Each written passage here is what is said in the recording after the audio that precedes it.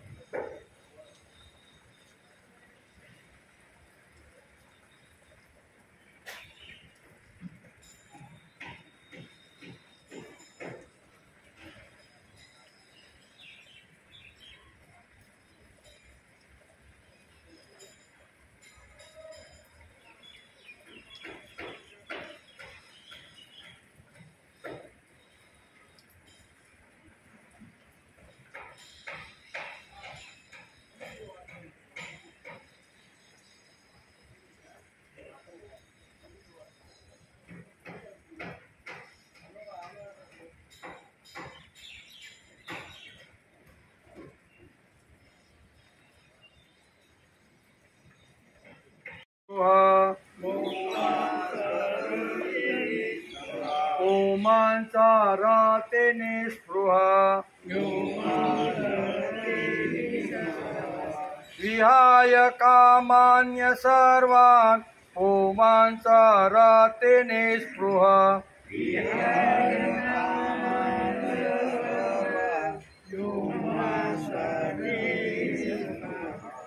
निर्ममो निरहंकार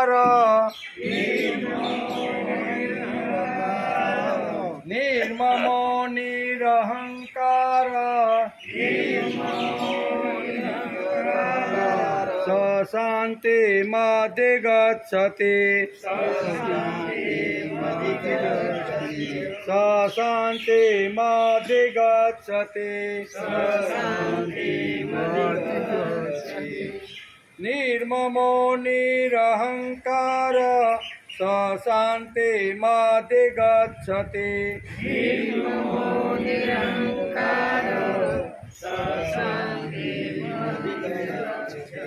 विहाय कामान्य सर्वान् ओमांसाराते निस्पृहा निर्ममो निरहंकार स शान्ति मधिगच्छति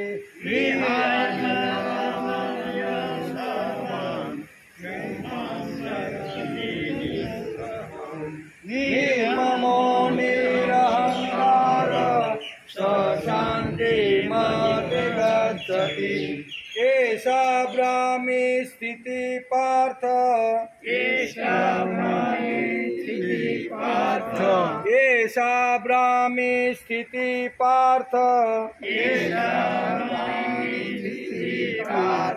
नैनं प्राप्य विमोह्यति नैनं प्राप्य विमोह्यति एषा ब्राह्मी स्थितिः पार्थ नैनं प्राप्य विमोह्यति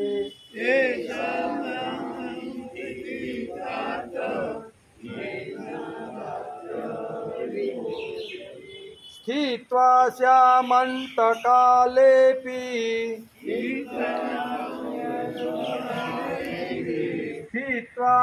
स्थित्वा स्यामन्तकालेऽपि ब्रह्मनिर्वाणमृच्छति ब्रह्मनिर्वाणमृच्छति स्थित्वा स्यामन्तकालेऽपि ब्रह्मनिर्वाणमृच्छति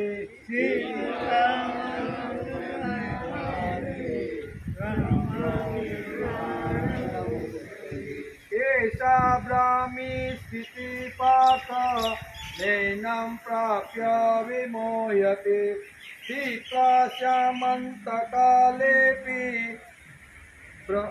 ब्रह्मनिर्वाणमृच्छति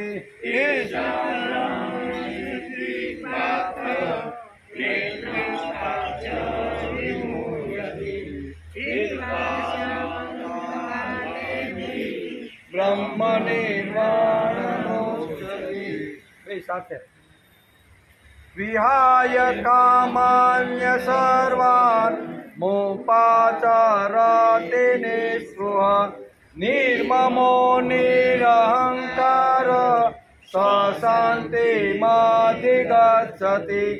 एषा ब्राह्मी स्थितिः पार्थ नैनं प्राप्य विमोह्यति स्थित्वा स्यामन्तकालेऽपि ब्रह्मनिर्वाणमृच्छति ब्रह्मनिर्वाणमृच्छति हरि ओम् देवसुतं देवं कंसचाणूरमर्दनं देवकी परमानन्दं कृष्णं वन्दे जगद्गुरु गुरुर्ब्रह्मा गुरुर्विष्णु गुरुर्देवो महेश्वर गुरुर्साक्षात् परब्रह्म तस्मै श्रीगुरुवे नमः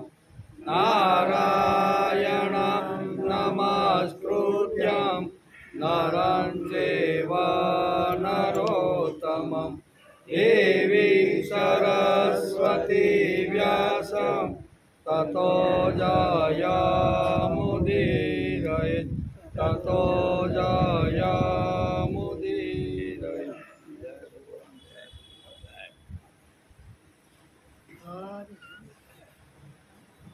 एषा ब्राह्मी स्थितिः पार्थ नैनं प्राप्य विमोह्यति स्थित्वा स्यामन्तकालेऽपि ब्रह्मनिर्वाणमृच्छति।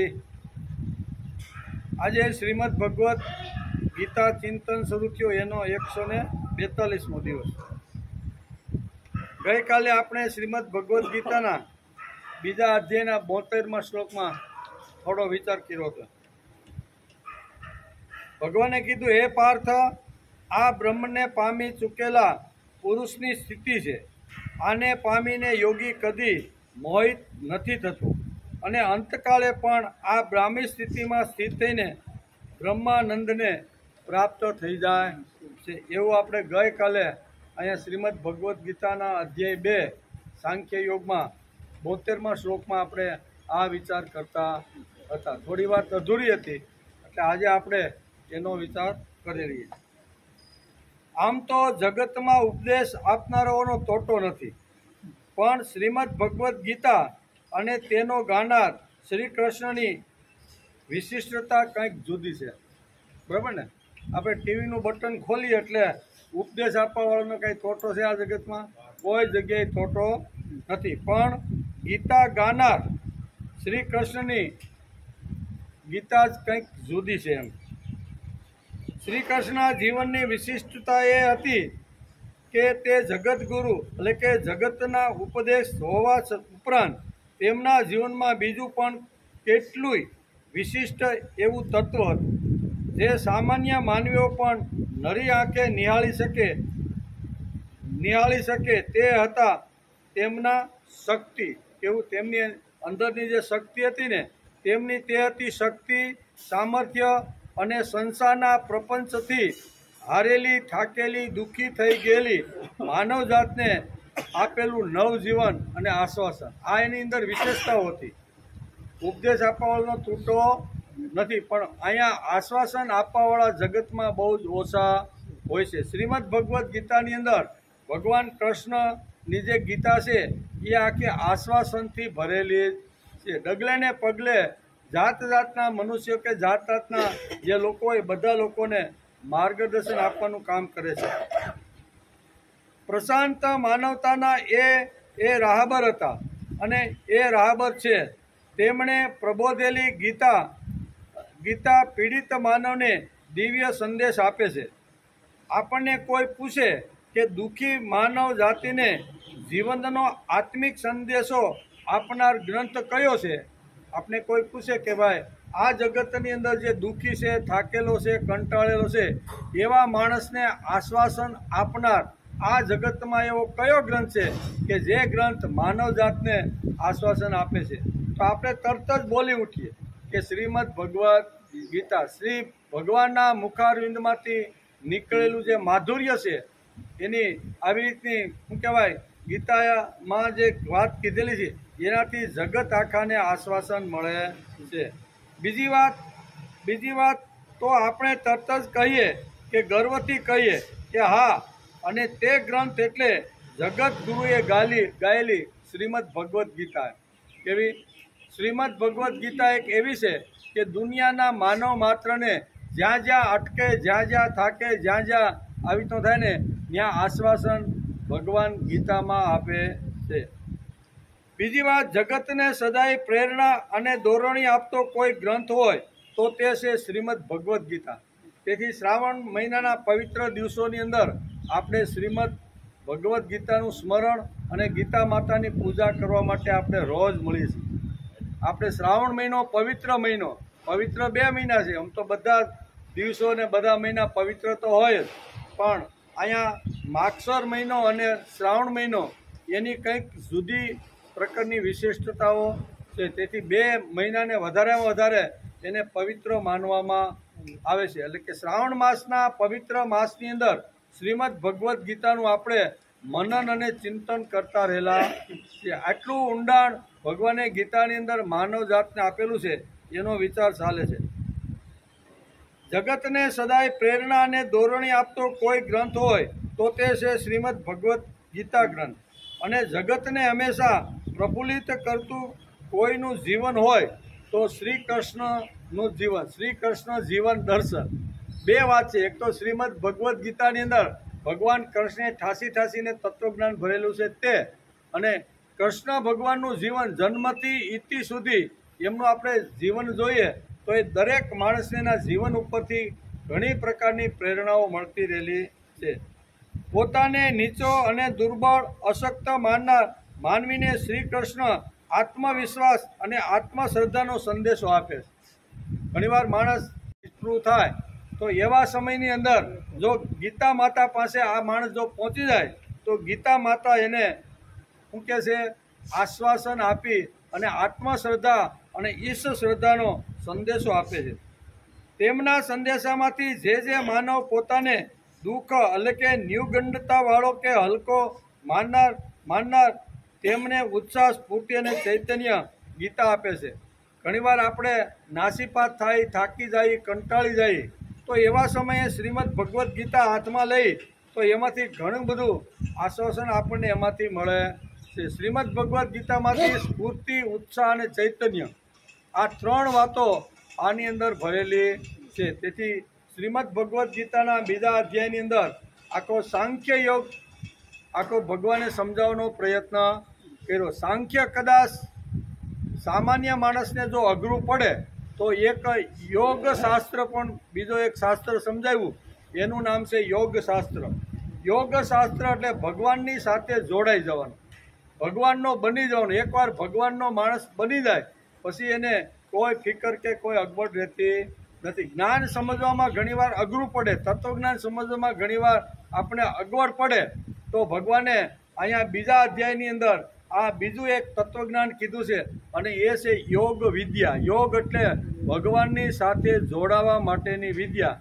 આ વાત અહીં એનો આપણે વિચાર કરતા રહેલા છીએ. તેથી ગઈકાલે આપણે શ્રીમદ ભગવદ્ ગીતાના બીજા અધ્યાયના 72મા શ્લોકમાં થોડીક વાતો કરી હતી. આજે એમાં આગળ આપણે કહેશે ભગવાન, એષા બ્રાહ્મી સ્થિતિ પાર્થ નૈનમ પ્રાપ્ય વિમોયતે સ્થિત્વા શાંતકાલેપી બ્રહ્મ નિર્વાણમૃત્સતે. હે પૃથાનંદન, આ બ્રાહ્મી સ્થિતિ છે, આને પામીને યોગી કદી મોહિત થતો. આ એકવાર બ્રાહ્મી સ્થિતિ માણસને જો પ્રાપ્ત થઈ જાય તો માણસ મોહિત થતો નથી. આ બ્રાહ્મી સ્થિતિમાં જો અંતકાળે પણ કોઈ સાધક સ્થિત થઈ જાય તો તેને નિર્વાણ એટલે શાંત બ્રહ્મની પ્રાપ્તિ થઈ જાય. શાંત બ્રહ્મની જો પ્રાપ્તિ કરવાની હોય તો આ ચાર વાતો આ શ્લોકની અંદર ભગવાન અહીંયા અર્જુનને સમજાવે છે. બહુ સરસ મજાનો શ્લોક છે. એની અંદર કહે છે કે સ્થિત પ્રજ્ઞનો આ અંતિમ શ્લોક છે, 72મો. એટલે ભગવાને જે 55મા શ્લોકથી સ્થિત પ્રજ્ઞની વાતો કહેવાની અર્જુને જે શરૂઆત કરી અને 72 શ્લોક સુધી એટલે અંતિમ શ્લોક છે. હવે પછી આ અધ્યાય પૂરો થાય છે અને 18 શ્લોકની અંદર જે કાંઈ સ્થિત પ્રજ્ઞાના જે ગુણો હતા, એના કાંઈ લક્ષણો હતા, એ ભગવાને સમજાવવાનો પ્રયત્ન કર્યો છે. તેથી આ અંતિમ શ્લોક છે અને સ્થિત પ્રજ્ઞનું આ અંતિમ દર્શન છે. હવે આ દર્શન આપણે થવાનું નથી. હવે અલગ અલગ અધ્યાયની અંદર અલગ અલગ ભગવાને બધી વાતો સમજાવવાનો પ્રયત્ન કર્યો છે, પણ સ્થિત પ્રજ્ઞની ટોચ ઉપર ગયેલો માણસ કેવો હોય છે એનું 18 શ્લોકની અંદર ભગવાને અહીંયા વર્ણન કર્યું છે. ગઈકાલે આપણે જોતા હતા કે જ્ઞાની માણસ ટોચ ઉપર ગયો હોય તો પણ ટોચ ઉપર ગયા પછી પડવાની શક્યતા છે કે નહીં? જ્ઞાનની ટોચ ઉપર ઘણા બધા આપણે પુરાણોમાં ઋષિઓના ચરિત્ર વાંચીએ, એટલી ટોચ ઉપર ગયા હોય પણ છતાંય ઘણીવાર કંઈક આવી રીતની કામના અને વાસનાની અંદર માણસ ફસાય તો પડવાની શક્યતા છે. એટલે જ્ઞાની માણસ પણ પડી શકે છે એમ શ્રીમદ ભગવદ્ ગીતાને કહેવાનું છે. પછી કર્મયોગી પણ ઘણીવાર આવી રીતનો આમાં પડવાની શક્યતાઓ છે. જ્ઞાની, કર્મયોગી અને ભક્ત આ ત્રણેય એવા છે કે ક્યારેક ન કરવાના આવી રીતના સમયની અંદર પડી જાય છે, જ્યારે સ્થિત પ્રજ્ઞ ક્યારેય પડતો નથી. શા માટે? તો કે એને બ્રહ્મની સ્થિતિ, બ્રાહ્મી સ્થિતિ, પહેલો શબ્દ વાપરો છે એષા બ્રાહ્મી સ્થિતિ. એષા બ્રાહ્મી સ્થિતિ એટલે બ્રહ્મનો જે થઈ ગયો છે તે, બ્રહ્મની અંદર જે ભળી ગયેલો છે તે, અને બ્રહ્મના માટે જે જીવન જીવે છે તે, એ પડતોય નથી, થાકતોય નથી, કંટાળતોય નથી, અને એને કોઈ પ્રકારની અસર થતી, કારણ કે બ્રહ્મને એણે પ્રાપ્ત કરી લીધા છે. એટલે એ જીવ અને બ્રહ્મ બે એક જ થઈ ગયા છે. એટલે આને પડવાની શક્યતા નથી. ઘણીવાર જ્ઞાની પડે, ભક્ત પડે, કર્મયોગી પડે, પણ સ્થિત પ્રજ્ઞની ટોચ ઉપર ગયેલો જે સાધક છે ને એ ક્યારેય પડતો નથી. એમ 18 શ્લોકની અંદર ભગવાને આ વાતો સમજાવી છે. અને ભગવાન સ્થિત પ્રજ્ઞના શ્લોકનો ઉપસંહાર કરે છે. હવે આજે 18 શ્લોકો જે ભગવાને કીધા ને એનો નિચોડ આ એક જ શ્લોકમાં મૂકી દીધો કે ભાઈ 18 શ્લોકની અંદર કદાચ સમજણ ન પડી હોય તો આ એક શ્લોક જો સમજીને વાંચી લે ને તો 18 શ્લોકનો ઉપસંહાર આપણે એને કહીશું. શું કહેવાય કે 18 જે શ્લોક છે એનું જે તત્વ છે, એનું જે ક્રીમ છે, એનું જે માખણ છે ને એ ભગવાને અહીંયા 72મા શ્લોકની અંદર મૂકી દીધું છે. એને ઉપસંહાર કહેવામાં આવે છે. કેવો કે બધાનો નિચોડ એક શ્લોકની અંદર. એટલે આ જો સમજી લઈ તો બાકીના 18 શ્લોકો ફરીથી આપણે રિપીટ થઈ જાય. એટલે કે ભગવાન સ્થિત પ્રજ્ઞના શ્લોકનો ઉપસંહાર કરે છે. 18 શ્લોકમાં નિષ્કર્ષ સમજાયું છે, તેને આપણે ઉપસંહાર કહીએ છીએ. 55મા શ્લોકમાં ઉપક્રમ હતો અને 72મા શ્લોકમાં ઉપસાર એટલે અંતિમ શ્લોકની અંદર અત્યાર સુધી ભગવાને જે કાંઈ કીધું ને એ ટૂંકની અંદર આ બધી વાતો કહે છે. આ શ્લોકમાં સ્તુતિ પણ કરી છે. કેવી? ભગવાને આ શ્લોકની અંદર અહીંયા કોની સ્થિત પ્રજ્ઞની સ્તુતિ પણ કરેલી છે. શ્રીમદ ભગવદ્ ગીતાના મહાત્મા પણ આ 18 શ્લોકની અંદર ભગવાને ગાયું છે. એનું ટૂંકમાં વર્ણન 72મા શ્લોકની અંદર છે. આ શ્લોકમાં સ્તુતિ અને મહાત્મા સમજાવે છે. ભગવાનને વળી મહાત્મા કહેવાની શું જરૂર પડી?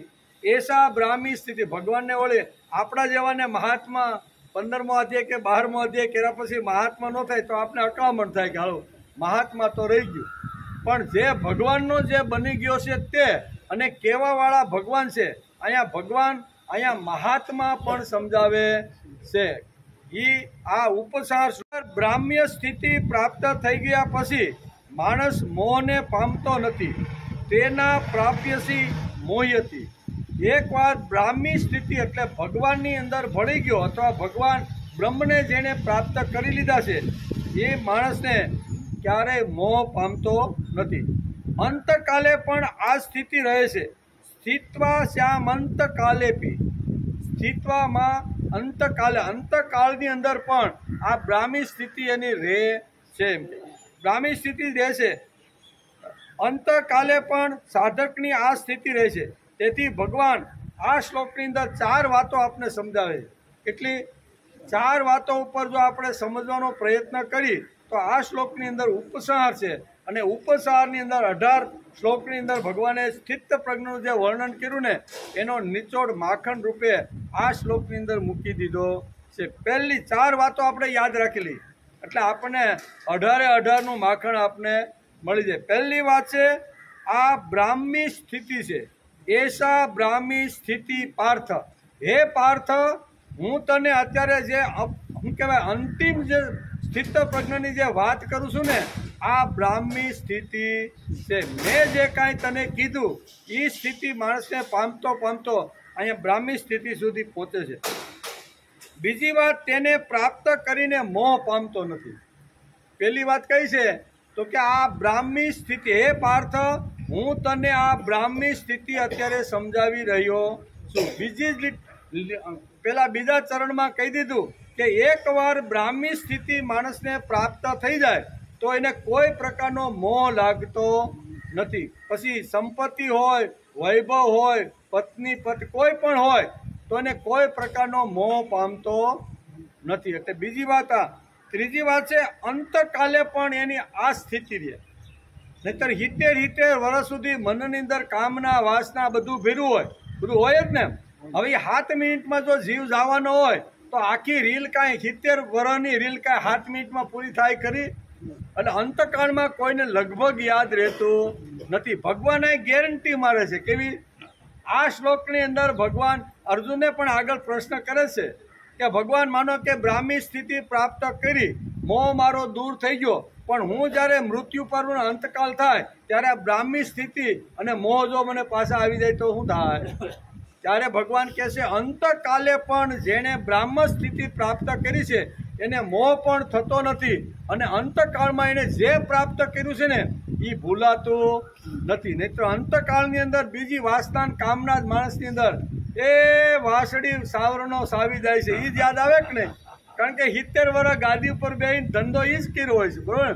એટલે અંત સમયે કાંઈ યાદ આવતું નથી. એટલે અર્જુનનો પ્રશ્ન છે કે ભગવાન માનો કે હું બ્રહ્મ સ્થિતિ મને પ્રાપ્ત થઈ ગઈ, મારી અંદર મોહ પણ વયો ગયો, પણ મારો જ્યારે અંતકાળ આવે ત્યારે મને પાછો મોહ જાગે તો શું થાય? ત્યારે ભગવાન કહે છે કે તે બ્રાહ્મી સ્થિતિ પ્રાપ્ત કરી લીધી છે.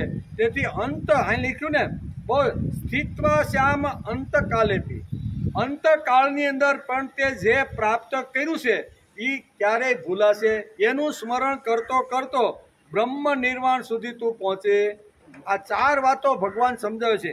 પહેલી વાત છે બ્રાહ્મ્ય સ્થિતિ પ્રાપ્ત કરવાની, તેને પ્રાપ્ત કરીને મોહ પામતો નથી. ત્રીજી વાત છે અંતકાલે પણ તારી આ સ્થિતિ રહેવાની, બ્રાહ્મી સ્થિતિ તારી રહેવાની છે. ચોથી વાત છે કે આ 3 વાતો હશે ને એટલે તું બ્રહ્મ નિર્વાણ એટલે કે બ્રહ્મ એટલે ભગવાનને પ્રાપ્ત થઈ જાય. આ 4 વાતો આજે આપણે સમજવાનો પ્રયત્ન કરવાનો છે. પહેલી વાત છે બ્રાહ્મી સ્થિતિ.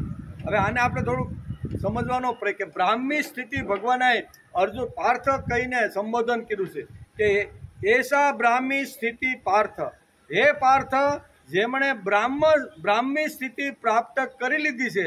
તો આ બ્રાહ્મી સ્થિતિ એટલે શું, તો એને આપણે થોડોક સમજી લઈએ.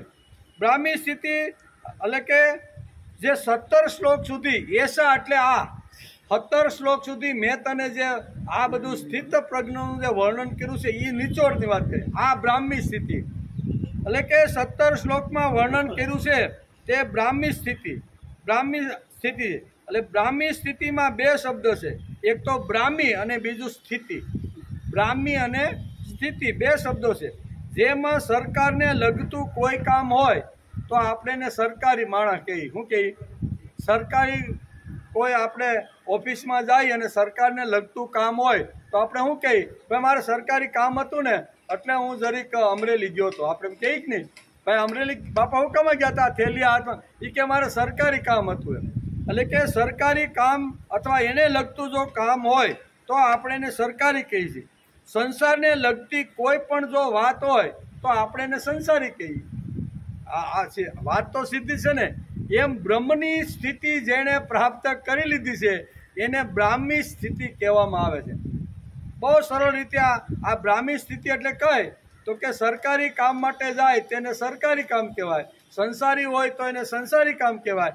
એમ બ્રહ્મને જે પ્રાપ્ત થઈ ગયો છે એને બ્રહ્મ સ્થિતિ કહેવામાં આવે છે. આટલું સરળ સમજાવે છે.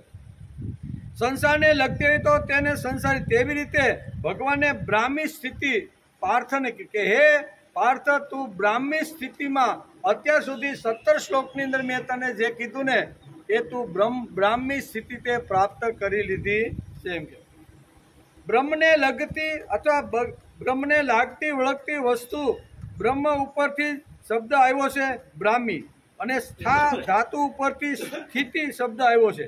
સ્થાનો અર્થ થાય છે ગતિ, નિવૃત્તિ.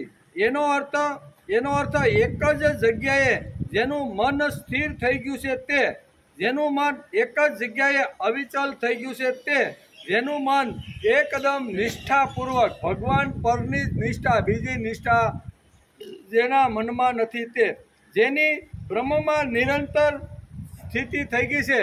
શબ્દ અહીંયા ભગવાને વાપરેલો છે. એટલે સરકારી કામ કરે, સરકારી કામના માટે જાય તેને સરકારી કામ કહેવાય, સંસારી કામ માટે કોઈ જાય તો એને સંસારી કામ કહેવાય. એવી રીતે બ્રહ્મને જે પામેલો છે એને બ્રાહ્મી સ્થિતિ કહેવામાં આવે છે.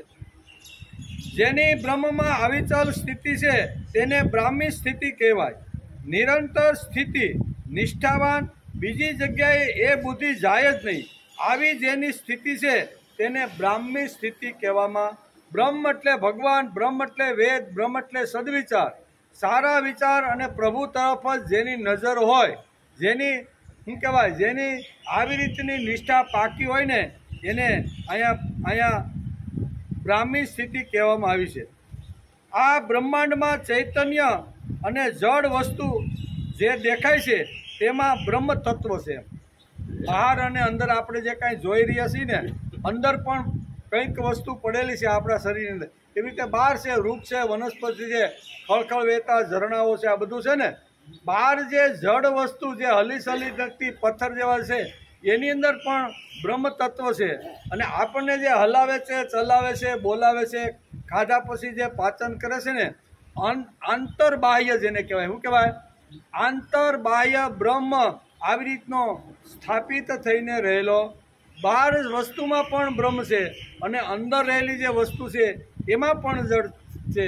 જડ અને ચેતન, આપણે જડ ને ચેતન જેને કહીએ છીએ એમાં પણ આવી રીતનો ભગવાન સ્થિર થઈને રહેલો છે. તેથી જડ વસ્તુ હવે કોઈ રહે નથી. જૂના કાળમાં વૈજ્ઞાનિકો જ્યારે સંશોધન કરતા હતા ત્યારે આ નાના નાના જે અણુઓ છે ને એને જડ સમજતા હતા, પણ સંશોધન કરતાં આગળ ગયા અને એમાંથી એટમ એટલે અણુબમની શોધ થઈ.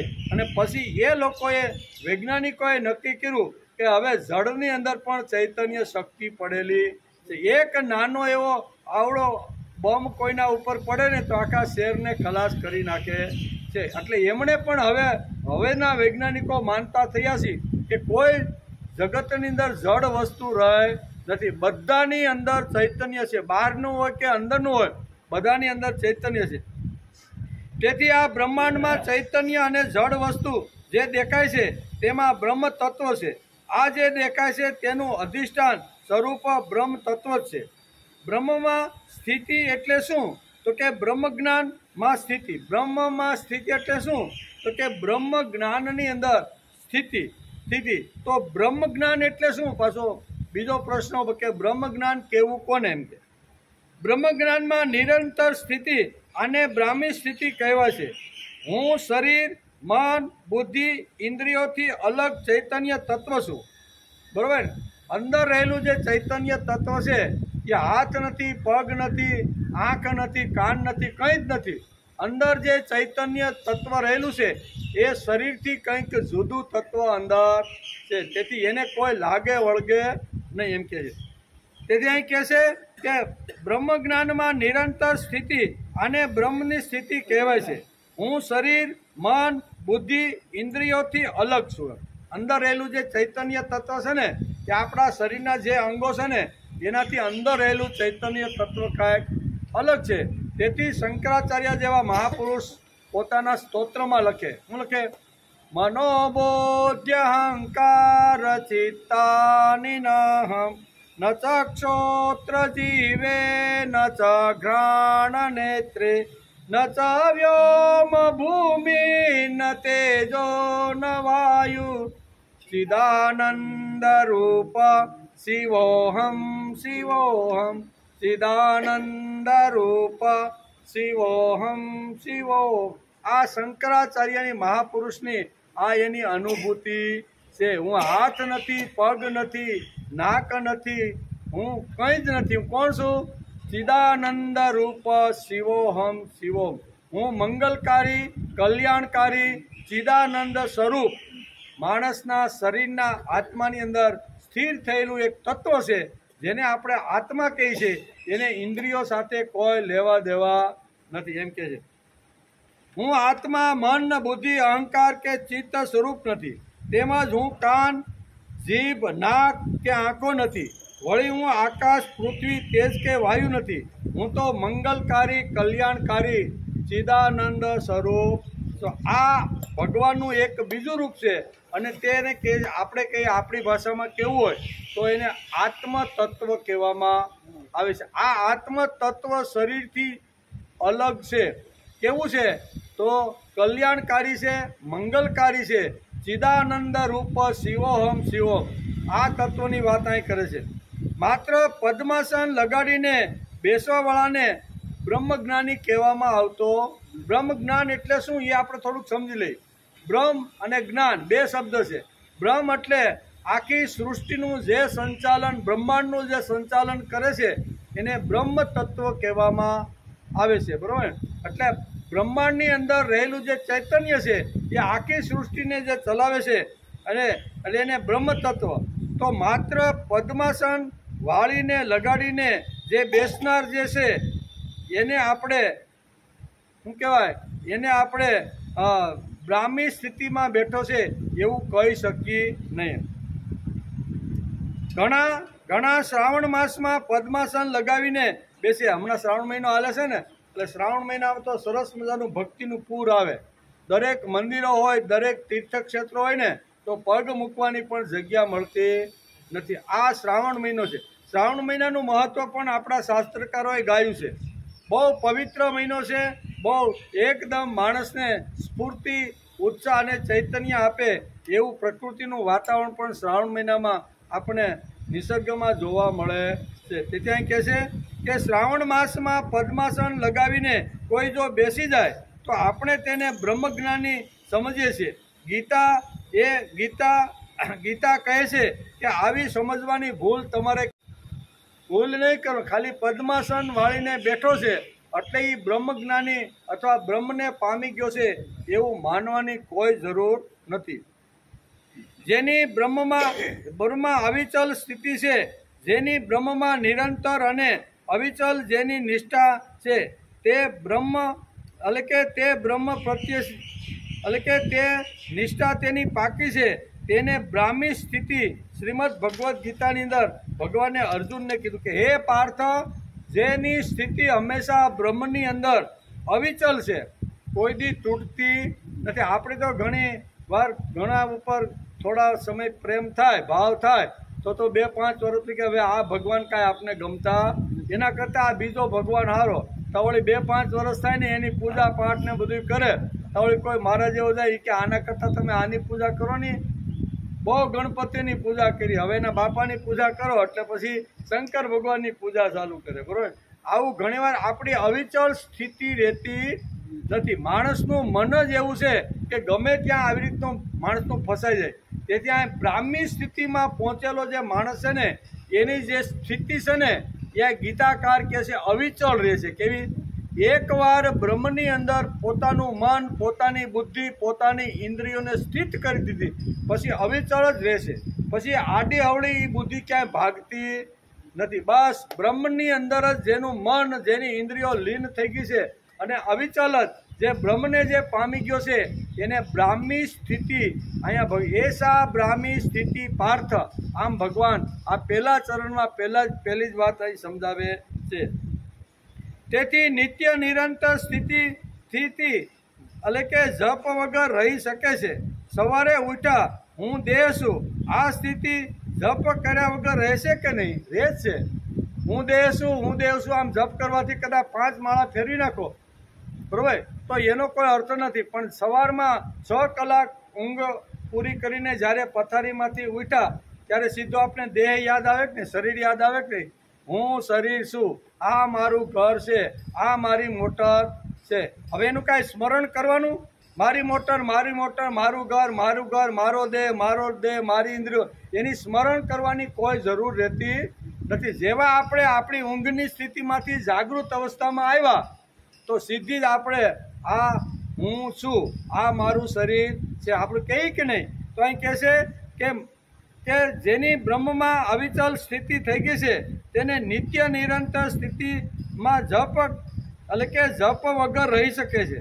સવારે ઉઠ્યા હું દેહ છું, આ સ્થિતિ જપ કર્યા વગર રહેશે ને હું દેહ છું, હું શરીર છું, એનો કાંઈ જપ કરવો પડતો? સવારે ઉઠીને અડધો કલાક જપ કરવો પડે કે હું દેહ છું, હું આત્મા છું, આમ છે, છતાં એની સ્થિતિ આવીને ઊભી રહી જાય છે એમ કે છે. આમાં જો નિત્ય નિરંતર સ્થિતિ રહે તો બ્રહ્મ તત્વમાં શા માટે ન રહે? આ સીધું સાદું ગણિત છે. જો આવી રીતના ભૌતિક પદાર્થોની અંદર નિત્ય નિરંતર મારી સ્થિતિ જપ કર્યા વગર, સાધના કર્યા વગર, સ્મરણ કર્યા વગર, માળા કર્યા વગર સીધું જ મને જો બધી વસ્તુ જો યાદ આવી જતી હોય તો બ્રહ્મ તત્વમાં શા માટે યાદ આવતી નથી? એની અંદર જેને યાદ આવી જાય ને એને કહેવાય બ્રાહ્મી સ્થિતિ. એને અલગથી કાંઈ જપ કરવા બેસવાની કાંઈ જરૂર નથી. જેમ આવી રીતના સંસાર વ્યવહારની અંદર જેવી સ્થિતિ આવે એ બધી આંખની સામે ઉઠતાની સાથે આવી જાય, તો એવી જ ઉઠતાની સાથે બ્રહ્મ તત્વની સ્થિતિ સામે જો આવી જાય તો આમાં બીજી કાંઈ વધારે પ્રયત્ન કરવાની જરૂર નથી. આમાં જો નિત્ય નિરંતર સ્થિતિ રહે તો બ્રહ્મ તત્વમાં નિરંતર સ્થિતિ રહેવી જોઈએ. આને કહેવાય છે બ્રાહ્મી સ્થિતિ. આને શું કહેવાય? બ્રાહ્મી સ્થિતિ. ભગવાને બહુ પાર્થને સંબોધન કરીને કહે છે કે હે પાર્થ, એસા બ્રાહ્મી સ્થિતિ પાર્થ. હું તને જે સમજાવું છું, નિત્ય નિરંતર ઉઠ્યા પછી સંસારમાં જેમ પોતાની સ્થિતિ આટલું લેવાનું આટલું દેવાનું સ્થિતિ આવી જાય કે નહીં, એને કાંઈ જપ કરવા પડે? એના કોઈ જપ કરવા પડે છતાં આવી જાય. તો એવી જ રીતે માણસની નિત્ય નિરંતર સ્થિતિ બ્રહ્મની અંદર જેની આવી ગઈ છે એને બ્રાહ્મી સ્થિતિ કહેવામાં આવે છે. આવી બ્રાહ્મી સ્થિતિ પામેલો જે માણસ છે ને, બરોબર ને, એ અંતકાળે પણ મારી અંદર આવી જાય છે અને બ્રહ્મરૂપ થઈને મારી અંદર જ ભળી જાય છે. એમ ભગવાન આ શ્લોકની અંદર આપને સમજાવવાનો પ્રયત્ન કરે છે. બધો ધંધો નોકરી કરતા કરતા દેહ ભૂલી જવાય છે? કાંઈ ભૂલી જવાતો? દેહ ભૂલી જવાતું. હું દેહ છું આ યાદ રાખવા શું આખો દિવસ આપણે જપ કરવો પડે? હું દેહ છું, હું મન છું, હું બુદ્ધિ છું, આ બધું યાદ રાખવા માટે કાંઈ બધાની માટે 2 માળા ફેરવાની જરૂર છે? કોઈ વસ્તુની જરૂર નથી. ઉઠ્યા એટલે બધું આ મારી ઓફિસ, આ મારો ધંધો, આ યાદ આવે કે નહીં? એની કાંઈ અલગથી માળા જપવાની જરૂર ખરી? અલગથી માળા જપવાની કોઈ જરૂર પડતી નથી. એવી રીતે મારી સ્થિતિ બ્રહ્મની અંદર આવી રીતની સ્થિત થવી. ઉઠ્યો એટલે મને બ્રહ્મ યાદ, મને ઉઠાડ્યો કોને ભાઈ? તો ઘણા કે ના ના અલાર્મ મૂક્યું હતું ને મોબાઈલમાં, મેં ઘંટડી મૂકી હતી એટલે ઘંટડી 4 વાગે વાગી ને એટલે હું ઉઠી ગયો. એ ઘંટડી વાગી હોય પણ અંદરથી ચૈતન્ય તત્વ વયું ગયું હોય તો ગમે એટલી કલાક ઘંટડી વાગતી રહીએ તો એ ઉઠે ખરો? ઉઠતો કોઈ કે ના ના મારી પત્નીને મેં કીધું હતું ને 4 વાગે તું મને ઉઠાડીએ, એટલે મારી પત્નીએ મને ઉઠાડ્યો. પણ તું ઉઠ્યો એનું કારણ કોઈ અંદર ચૈતન્ય શક્તિ તારી અંદર કામ કરતી રહેલી છે, એ અંદર પડેલી છે, તેથી તું જાગશો અને તેથી તને બધું યાદ આવે છે. ધંધો નોકરી કરતાં કરતાં દેહ ભૂલી જવાય છે નહીં. હું દેહ છું આ યાદ રાખવાનું છું. આખો દિવસ બેસી રહેવું પડશે અને બેસી રહી તો ધંધો નોકરી થાય ખરો? થાય નહીં ના. તો હું બ્રહ્મ છું એ કેમ યાદ ન રહે? અહીંયા ભગવાન આપને લઈ જવામાં, હું બ્રહ્મ છું. કેવો? હું ભગવાનનો અંશ જ છું, હું જ બ્રહ્મ છું. આ સ્થિતિ માણસને શા માટે યાદ નહીં? અને આ સ્થિતિ એકવાર જો યાદ માણસને જો રહી જાય ને તો સમાજની અંદર મોટા ભાગની જે સમસ્યાઓને જે પ્રોબ્લેમો છે ને મોટા ભાગના એ બધા હળવા થઈ જાય કે નહીં? પછી કોર્ટના કેસ નહીં, પછી કોઈ જગ્યાએ આવી રીતની કોઈ વાત જ નહીં. બ્રહ્મ મારી અંદર સ્થિત રહીને બ્રહ્મ દરેક પ્રકારનું મારું કાર્ય કરે છે. જે બ્રહ્મ મારી અંદર જે સ્થિત છે એ જ બ્રહ્મ બીજાની અંદર પણ આવી રીતનું કામ કરતો રહેલો છે. આ સ્થિતિ જો માણસને જો આવી જાય ને તો માણસની અંદર નીતિમત્તા ને પ્રામાણિકતા 100% આવે ને આવે. અને એકવાર જો પ્રામાણિકતા ને નીતિમત્તા આવી ગયા તો બીજાના કોઈના કંઠ કાપવાના કે ગળા કાપીને એની સંપત્તિ મારી પાસે આવે આવો વિચાર માણસને, નીતિમત્તા માણસની અંદર આવી જોઈએ, પ્રામાણિકતા આવી જોઈએ. અને એ પ્રામાણિકતા લાવવા માટે અહીંયા ભગવાન કહે છે કે બ્રાહ્મી સ્થિતિ સુધી દરેક લોકોએ જો પહોંચી જાય અને મારી અંદર જે બ્રહ્મ તત્વ જે મને હલાવી રહ્યું છે, ચલાવી રહ્યું છે, બોલાવી રહ્યું છે, ખાધેલું જે પચાવી રહ્યું છે ને, બ્રહ્માંડ કીધું ને કે જળ ચેતનથી માંડીને જે સજીવ વસ્તુ છે બ્રહ્માંડની અંદર, એ બ્રહ્માંડની અંદર બધી જે વસ્તુનું સંચાલન કરનાર એ કોઈ જે શક્તિ છે અને એ શક્તિને બ્રહ્મ કહેવામાં આવે છે. સુંદર મજાની વાત આ શ્લોકની અંદર, બ્રાહ્મી સ્થિતિ માણસને એકવાર જો પ્રાપ્ત થઈ જાય તો પછી નૈનામ પ્રાપ્ય મોહિતી, પછી એનો મોહ, આ કીધું મોહ શબ્દ છે, મોહયતી એટલે કે મોહ, એનો મોહ નષ્ટ થઈ જાય છે. અને એકવાર મોહ નષ્ટ થઈ ગયો, બ્રાહ્મી સ્થિતિ પ્રાપ્ત કરી લીધી એટલે અંતકાળે 70 વર્ષ સુધી જે કાંઈ યાદ રાખ્યું છે ને એ બધું જશે અને બ્રહ્મની સ્થિતિ એને યાદ રહેશે. અને અંતકાલે એ બ્રહ્મ નિર્વાણ એટલે કે મારી અંદર આવીને આ બહુ સરળ 4 વાતો ભગવાન આપણે સમજાવવા માગે છે. બ્રાહ્મી સ્થિતિના ગુણો સ્વીકારવા જોઈએ. બ્રહ્મ તત્વ અજન્મા છે તે આપણે સ્વીકારી લેવું. બ્રહ્મ તત્વ કેવું છે? અજન્મા. એનો કોઈ દી જન્મ થતો, જન્મ કોનો થાય? આપણા બધાનો થાય અંતકાલે. અને આપણે ગઈકાલે કહેતા હતા ને કે એક તો માણસનો અંતકાલ છે અને બીજો કેવો કાળ? બસ હે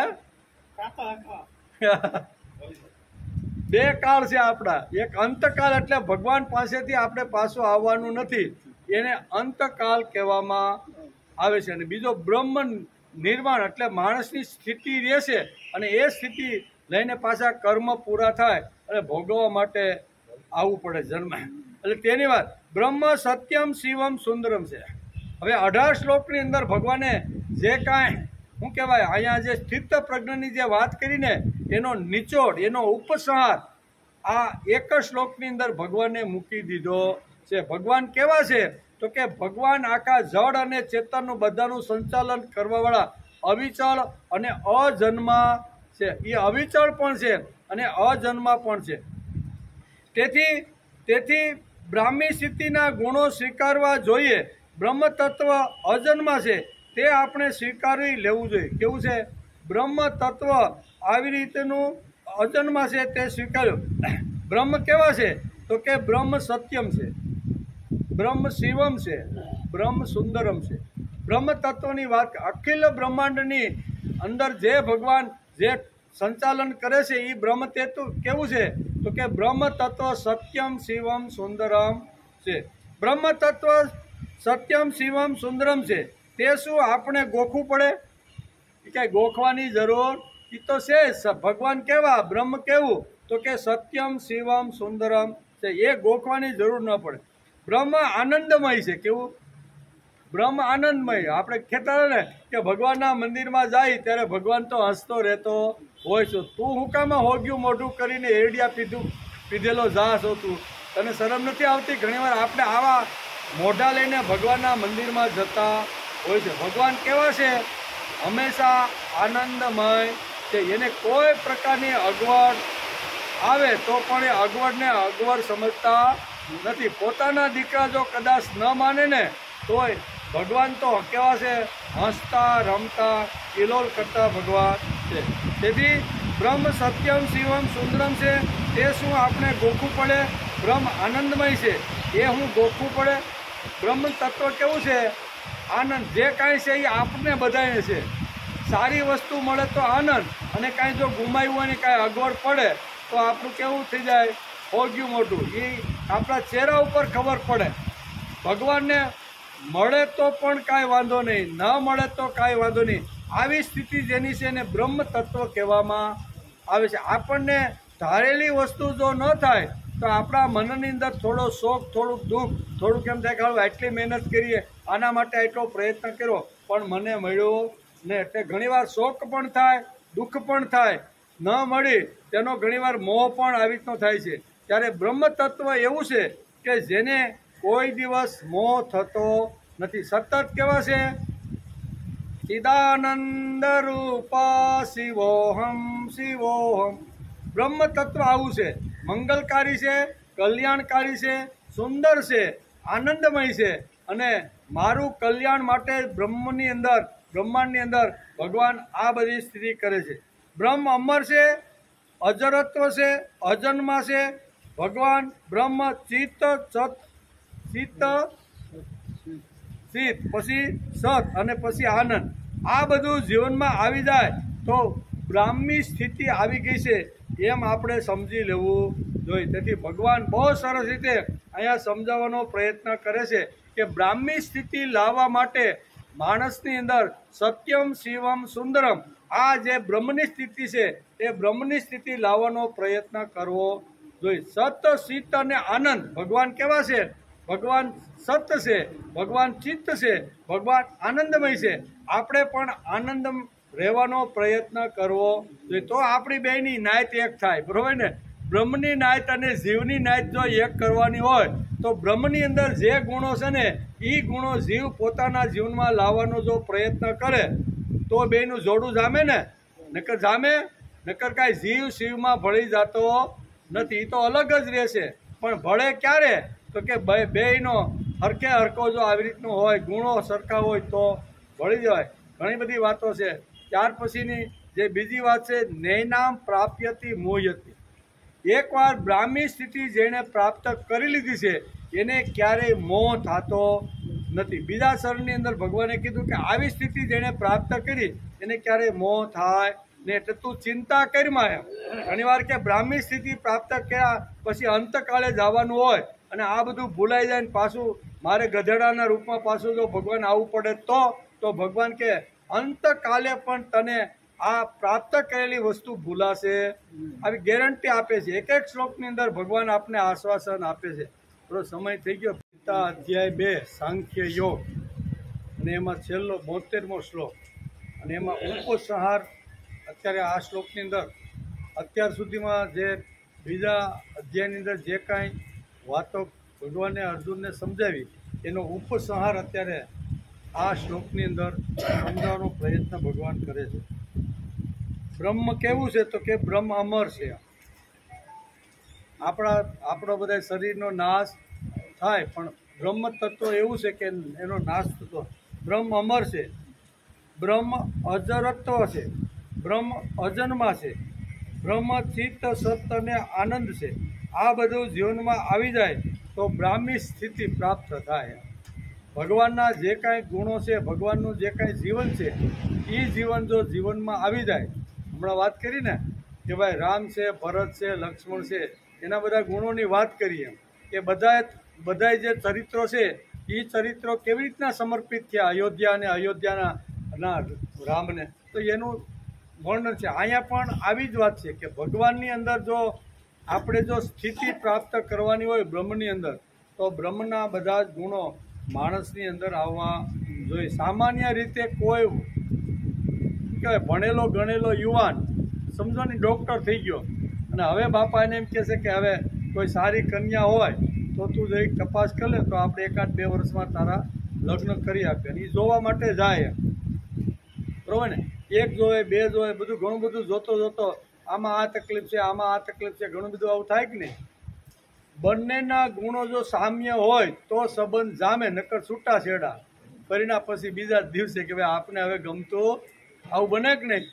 શા માટે કે બહારથી જોયું ત્યારે એમ લાગ્યું કે આપણી અંદર આ મેચ થઈને આપણા ગુણની સાથે આ સંલગ્ન થઈ જશે, પણ પછી 1-2 મહિના કે એકાદ રાત જાય પછી ખબર પડે કે આના જે ગુણો છે એ મારામાં નથી ને મારા ગુણો એનામાં, તેથી આપણે બેને બનશીએ નહીં. એટલે ગુણો જો સરખા હોય તો એ 80-90 વર્ષથી બરોબર જોડી જામે એમ, નકર તો વચ્ચે નથી જતા. 2-3 છોકરા થાય તો છૂટાછેડાના પ્રશ્નો તો ઘણા કોર્ટની અંદર આવે છે. એટલે કહેવાનો અર્થ કે સામ્ય હોય તો એ સંબંધ કાયમ માટે ટકે, નકર ટકતો નથી. એટલે ભગવાનના ગુણો કયા છે તો એ ગુણો આપણે જાણી લેવા જોઈએ. એમાં 12મા અધ્યાયમાં આવશે કે 36 પ્રકારના ગુણો ભગવાનની અંદર છે. 12મા અધ્યાયના અદ્વેષ્ટા સર્વભૂતાના મૈત્ર કરુણ એવસ, ત્યાંથી ભગવાને પોતાના ગુણોનું વર્ણન શરૂ કર્યું છે. એમ કરીને 36 ગુણ અર્જુનને સમજાવ્યા અને અર્જુને કીધું કે આ 36 પ્રકારના ગુણ જો તું લાવવાનો પ્રયત્ન કરીશ ને તો આપણા બેનું જોડું જામશે. તો નર અને નારાયણ પાકા, નકર આપણે કાંઈ કાંઈ પાકો સંબંધ બાંધ્યો છે એવું નથી. આ ગુણો મારા છે, એ ગુણો તારા જીવનમાં લાવવાનો પ્રયત્ન કરવો જોઈએ. એમાં અદ્વેષ્ટાથી ભગવાને શરૂઆત કરી છે. અદ્વેષ્ટા સર્વભૂતાનામ મૈત્ર કરુણ એવસ, નિર્મમો નિરહંકાર સમ સુખ દુઃખ, આમ કરીને ભગવાન એક ગુણનું વર્ણન કરે છે. એ 36 પ્રકારના ગુણો ભગવાને પોતાના 12મા અધ્યાયની અંદર આવી રીતના બતાવ્યા છે. અને જો જોડું જામવાનું હોય નર નારાયણનું, તો નરે પણ પોતાના જીવનની અંદર આ ગુણો લાવે તો નર નારાયણની જોડી જામે, નકર જામે નહીં. એવી રીતે સામાન્ય વ્યવહારમાં કન્યા અને વરના બેના ગુણો જો હોય તો એની જોડી જામે, નકર જામે નહીં. તેથી કહે છે કે બ્રહ્મ તત્વ બ્રાહ્મી સ્થિતિમાં જો પામવાનું હોય તો બ્રહ્મના આ ગુણો છે. બ્રહ્મ કેવા છે? અચલ છે. બ્રહ્મ કેવા છે? અજન્મા છે. બ્રહ્મ કેવા છે? ચિત્ત સત અને આનંદ રૂપે સત્યમ શિવમ અને સુંદર. આ બ્રહ્મનું વર્ણન છે આખું. કેવું? તો કે આ બ્રહ્મની સ્થિતિ આવી રીતની છે. એ સ્થિતિ જો માણસ પોતાના જીવનમાં લાવે તો એને બ્રાહ્મી સ્થિતિ કહેવામાં. બ્રાહ્મી સ્થિતિ નહીંતર આ સંસ્કૃત શબ્દ છે, અઘરો છે, પણ બ્રાહ્મી સ્થિતિ એટલે કાંઈ અઘરું નથી એમ.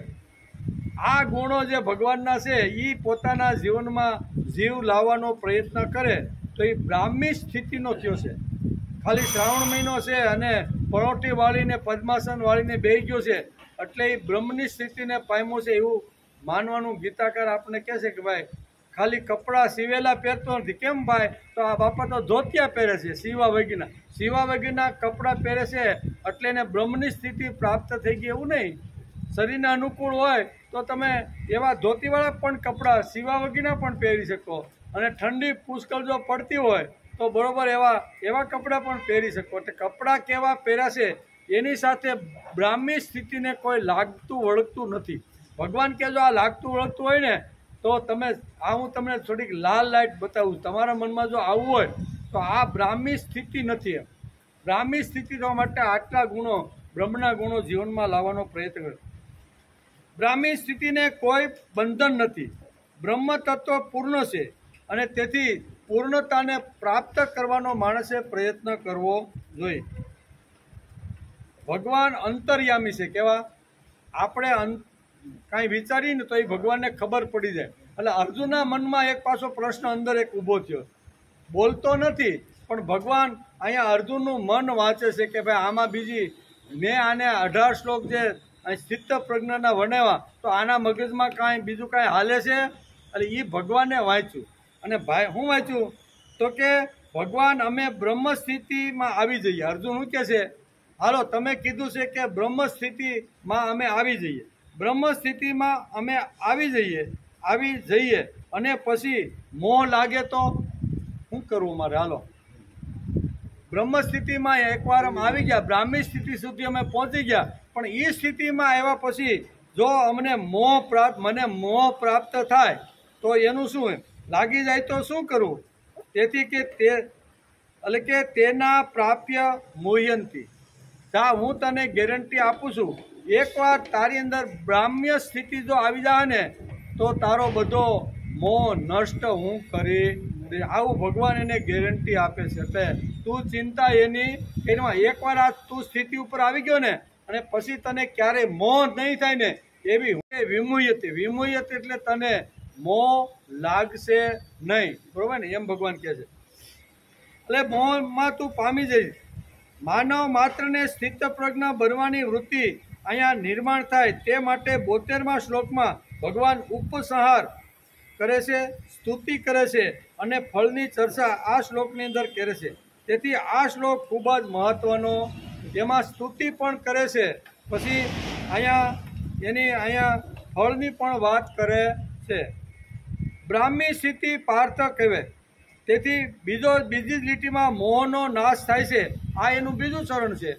એકવાર તું બ્રાહ્મી સ્થિતિ પ્રાપ્ત તારી થઈ જશે પછી તારા મોહનો નાશ થઈ જશે અને એ મોહ તને ક્યારેય લાગશે નહીં, એવું ભગવાન આ વચન એને આપે છે. મોહનો નાશ થાય છે, મોહ પ્રાપ્ત થતો નથી. એમાં બીજા ચરણમાં કહ્યું છે મોહ થતો નથી. બ્રાહ્મી સ્થિતિ મળવી ખૂબ જ અઘરી છે.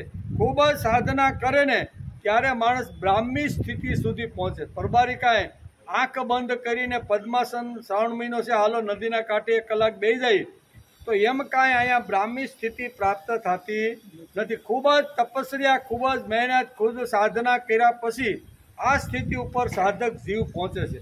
એમાંય કહેવાનું છે બ્રાહ્મી સ્થિતિ પ્રાપ્ત થયા પછી આ જ્ઞાન ભૂલાઈ જાય તો બ્રહ્મ સ્થિતિ જતી રહે છે. આ શંકાનું સમાધાન નૈવમ પાપ્ય વિમુયતિ, એમ ભગવાન અર્જુનની શંકાનું સમાધાન અહીંયા બીજા ચરણમાં કરે છે. અજ્ઞાન ક્યારેય નાશ પામતું નથી. આ એક અગત્યનો અહીંયા ભગવાને શ્રીમદ ભગવદ્ ગીતાની અંદર જે કહેવાનું છે ને કે અજ્ઞાન કોઈ દિવસ નાશ પામતું નથી. આપણે જે સમજીએ છીએ તેનાથી અજ્ઞાન દૂર થાય છે પણ નાશ પામતું નથી. એમ કે બ્રાહ્મી સ્થિતિથી અજ્ઞાન દૂર નહીં પણ નાશ પામે છે. બ્રાહ્મી સ્થિતિ આવે તો અજ્ઞાનનું નાશ થાય, પણ આપણે જેને સમજીએ છીએ એવું જે જ્ઞાન છે એ અજ્ઞાન એટલે કે એ જ્ઞાનથી અજ્ઞાન દૂર એટલે કે નાશ પામતું નથી. દૂર વયું જાય પણ નાશ પામતું નથી. સમજવા માટે એક દ્રષ્ટાંત લઈએ કે અજ્ઞાન એટલે કે માણસનું જે અજ્ઞાન છે ને એ નાશ પામતું નથી પણ દૂર થાય છે. એમ હાવ નાશ પામતું નથી. હાવ નાશ જો પમાડવાનું હોય ને તો એના માટે સાધકે બ્રાહ્મ્ય સ્થિતિ સુધી પહોંચવું પડે તો એનું અજ્ઞાન નાશ પામી જાય, પછી ક્યારેય આવતું નથી. પણ આપણે અહીંયા આપણું જે શું છે કહેવાનું કે અજ્ઞાન જે છે ને એ દૂર થાય. કેવી રીતે?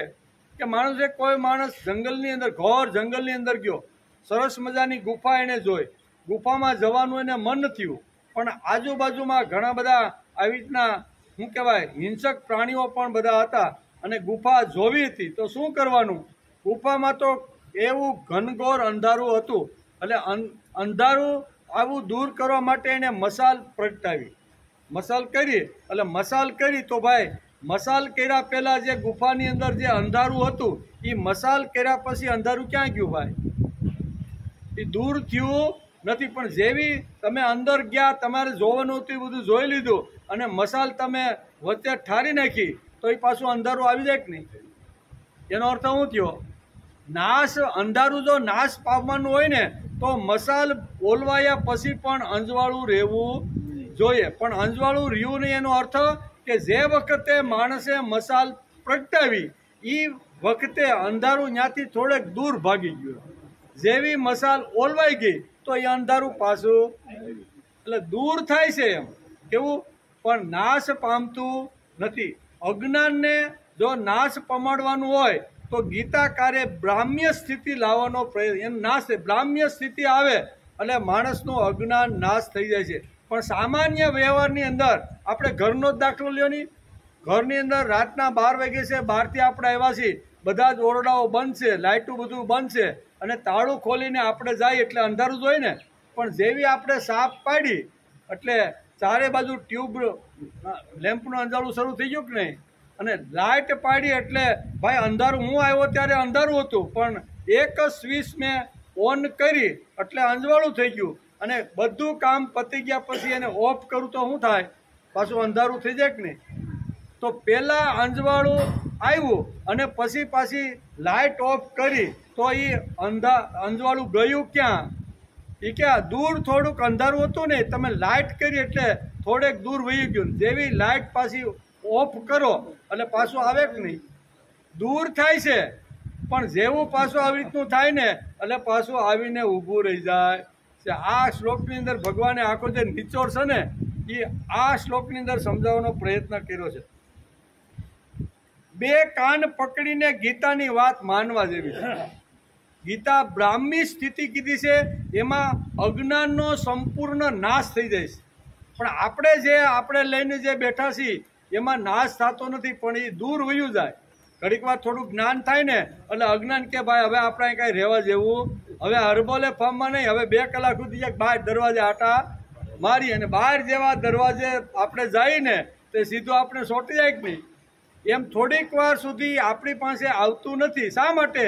તો કે આપણે લાઇટ ચાલુ કરી એટલે અંધારું થોડુંક દૂર વહી ગયું, પણ જેવી લાઇટ બંધ કરી એટલે પાછું અંત ગયું ક્યાં અને આવ્યું ક્યાંથી પાછું ભાઈ? પ્રશ્ન આ છે. એટલે જો સંપૂર્ણ જો માણસનું અજ્ઞાન જો નાશ કરવાનો હોય ને તો 2 કાન પકડવાના અને ગીતાની વાત માનવી પડે. કે ગીતા એમ કે છે કે એસા બ્રાહ્મી સ્થિતિ પાર્થ, કે હે પાર્થ, એકવાર તારી અંદર આ બ્રાહ્મી સ્થિતિ આવી જશે ને તો તારું બધું અજ્ઞાન નાશ થઈ જશે. અને અજ્ઞાનના નાશનો પુરાવો થતા અર્જુનનો પ્રશ્ન પાછો એ હતો કે બ્રાહ્મી સ્થિતિ હું લાવ્યો, બરોબર, અને પાછું અંતકાલે મારું જ્યારે મૃત્યુ થાય ને ત્યારે મારું આ જ્ઞાન જો વયું જાય તો, જેમ લાઇટ ઓફ કરે અને અંધારું આવી જાય ને પ્રકાશ વયો જાય એવું થાય તો, ત્યારે ભગવાન કહે છે કે એકવાર બ્રાહ્મી સ્થિતિમાં જે જીવ બ્રાહ્મી સ્થિતિ ઉપર જે પહોંચ્યો છે ને એને નૈનામ પ્રાપ્ય મોહયતિ, આ માયના વગર છૂટકો. ભગવાન કહે છે એનો મોહ બધો જ દૂર થઈ જાય છે, એનો મોહ ક્યારે પાછો પ્રાપ્ત, જેમ અંધારું પાછું આવી જાય એમ મોહ આમાં આવતો, મોહ આવે જ નહીં. કોણ કહે છે? નૈનામ પ્રાપ્યમ વિમુહ્યતિ, વિમુહ્યત એટલે મોહ એનો બધો ખલાસ થઈ જાય છે, નાશ પામે છે, દૂર જતો નથી, પણ ક્યાં આવી જાય? નાશ પામે. નાશ પામે અને પછી અહીં કહે છે કે સ્થિત્વા શ્યા મંત કાલેપી. તારો જે પ્રશ્ન છે કે અંત સમયે 70 વર્ષની જે રીલ આવેલી હોય ને આખા મગજમાં, જે રીલ એ મરતી વખતે તો યાદ આવે છે, પણ 7 મિનિટમાં કેટલુંક માણસ યાદ કરી? 70 વર્ષ જે કાંઈ કર્મ કર્યા હોય એ કાંઈ 7 મિનિટમાં કાંઈ બધું બતાવી ગયા? તેથી માણસનો ઘણીવાર જીવ જાતો નથી, તડફડિયા કરે. શા માટે? કે હમણાં જ જે તાજું જે કાંઈ કરેલું હોય ને એ જ બધું આંખની સામે, દશરથને આવ્યું કે નહીં, તાજું આંખની સામે આવીને ઊભું રહ્યું. ઘણા સારા કામો, ઘણું બધું 70 વર્ષની રીલ એની સામે આવી છે, પણ થોડીક ક્ષણોની અંદર જો લાવવાનું હોય તો એ બધું આવતું નથી. તો ભગવાન મેં અત્યાર સુધી બાહ્ય શું કહે છે કે બ્રાહ્મી સ્થિતિ પ્રાપ્ત કરી, મેં મારો મોહ દૂર થઈ ગયો, પણ મરું ત્યારે પાછો મોહ આવે તો? આ પ્રશ્ન કોનો છે? અર્જુનનો. કે મરતી વખતે પણ જો એ મોહ મારી ગળચી પકડે તો ભગવાન એક ગેરંટી આપે છે કે અંતકાલે પણ આ મોહ તારી ગળચી પકડશે નહીં. તો હું શું થશે? તો કે બ્રહ્મ નિર્વાણ મૃચ્છતિ, તું બ્રહ્મને પામી જાય. બસ આ 4 વાતો ભગવાન બહુ સરસ રીતે આ શ્લોકમાં સમજાવવાનો પ્રયત્ન કરે છે. 2 કાન પકડીને ગીતાની વાત માનવા જેવી છે. અજ્ઞાનને નાશ કરવાનો હોય તો એના માટે ગીતા જેવું શાસ્ત્ર બીજું આ જગતમાં કોઈ નથી. ગીતા એક એવું શાસ્ત્ર છે કે માણસનો શું કહેવાય મૂળમાંથી જ આવી રીતનો અંધકાર છે, અપ્રકાશ છે, અજ્ઞાન છે, વેમ છે, પાખંડ છે, એ હાવ મૂળમાંથી જ નાશ કરી નાખે છે. પણ કોનો? તો કે બ્રાહ્મી સ્થિતિ જેમણે પ્રાપ્ત કરી છે તેના માટે, બધાના માટે નથી. એમ તો અહીંયા સુધી પહોંચવાનું જ નહીં. ત્યાં પહોંચે તો આ સ્થિતિ આવે. બ્રહ્મ નિર્વાણ શબ્દ વાપર્યો છે કે એ જીવ છે ને એ મારી અંદર ભળી જાય છે અને પછી એને બીજો જન્મ લેવાની જરૂર પડતી. આટલી ટોચની વાત ભગવાન આ શ્લોકની અંદર આપને સમજાવે છે. એટલે કહેવાનો અર્થ કે બે કાન પકડીને આ વાત સમજવાનો માણસે પ્રયત્ન કરવો જોઈએ. એવો કોઈ પ્રકાશ નથી કે જે અંધારાનો નાશ કરી શકે. દુનિયાની અંદર ગમે એટલી લાઇટો થાય, ગમે તેટલો સૂરજ પણ જો ઉગે ને, ઉગતો તો નથી, સ્થિર છે, પણ આપણી ભાષામાં કેવું હોય તો એકવાર સૂરજ જે દિશામાં આવ્યો એ દિશામાં અંજવાળું, પણ પૃથ્વી પાસે જે બીજી દિશામાં છે ત્યાં અંધારું છે કે નહીં? પૃથ્વીનું સંપૂર્ણપણે અંધારું સૂર્ય પણ દૂર કરી શકતો. સીધી જ વાત છે ભાઈ. જ્યાં સૂર્યનો પ્રકાશ પડે, અહીં પડ્યો અત્યારે, બરોબર ને, તો અંજોળ એ જ સૂર્યની સામે જ્યારે આવી રીતનું ફરતું જ્યારે આવશે ને ત્યારે એ અંધારું રાત થાય કે નહીં? એટલે સૂર્ય જેની સામે છે એ પ્રકાશ, અને પણ ફરતો એ સૂર્યની સામેથી રહેલી પૃથ્વી પાસે ધીમે ધીમે ફરતી જ્યારે અંધારામાં જાય છે ત્યારે અહીંયા અંધારું છે કે નહીં? સૂર્ય પણ સંપૂર્ણ અંધારું ખલાસ કરી શકતો નથી. ગીતા એક એવું તત્વજ્ઞાન છે, ગીતા એક એવું શાસ્ત્ર છે કે સંપૂર્ણ માણસનું અજ્ઞાન છે એ દૂર કરી શકે છે. એટલે સૂર્ય કરતાં પણ બ્રહ્મ તત્વ એક ડગલું આગળ છે. નકર સૂર્ય મહાન છે, બરોબર ને, એને કે આપણે ડિલીટ કરતા નથી, પણ એની સામે આવે એટલું અંજવાળું અને એનાથી વિરુદ્ધમાં ગયું એટલે અહીંયા રાત પડે કે નહીં? તેથી જ આપણે ઓસ્ટ્રેલિયા અને અમેરિકામાં 12 કલાકના ફરક છે. એનું કારણ શું છે? પૃથ્વી ફરતી ગઈ, સૂર્યથી દૂર ગઈ એટલે ત્યાં અંધારું, અહીંયા આપણી સામે આવી એટલે અજવાળું. એ પણ આખા બ્રહ્માંડને આવી રીતનો પ્રકાશિત એકી સાથે આ સૂર્ય પણ કરી શકતો નથી. આખા બ્રહ્માંડને એક સાથે જો પ્રકાશિત કરવાનું હોય તો બ્રહ્મ તત્વ સિવાય શક્ય નથી. આ બહુ સરસ સમજાવે છે. તેથી અહીં બહુ સરસ રીતે સમજાવતા અહીંયા ભગવાન કહે છે કે આપણે અંધારાને દૂર કરીએ છીએ, એનો નાશ કરતા નથી. એમ અંધારાને દૂર થઈ જાય, લાઇટ કરીએ એટલે થોડીક વાર રૂમમાંથી અંધારું આજુબાજુમાં વયું જાય, પણ ઓફ કરો એટલે પાછું આવે કે નહીં? દૂર કરી શકીએ છીએ પણ નાશ કરી શકતા. જો અંધારાનો આપણે સંપૂર્ણ જો લાઇટ કર્યા પછી જો નાશ કરી શકતા હોય તો લાઇટ ઓફ કર્યા પછી પણ અંજવાળું રહેવું જોઈએ કે નહીં? એનો અર્થ શું થયો? આ વાત માયના વગર છૂટકો. ગીતા ભારે તત્વજ્ઞાન આપને સમજાવવાનો પ્રયત્ન કરે છે. આપણે અંધારાને દૂર કરીએ છીએ, નાશ કરતા નથી. આ ધ્યાનમાં લેવા જેવી વાત છે. નૈનમ પ્રાપ્યતિ મુહ્યતિ. ભગવાને બહુ સરસ, નૈનમ પ્રાપ્યતિ મુહ્યતિ. આ જ્ઞાનને પામીને યોગી મોહિત થતો.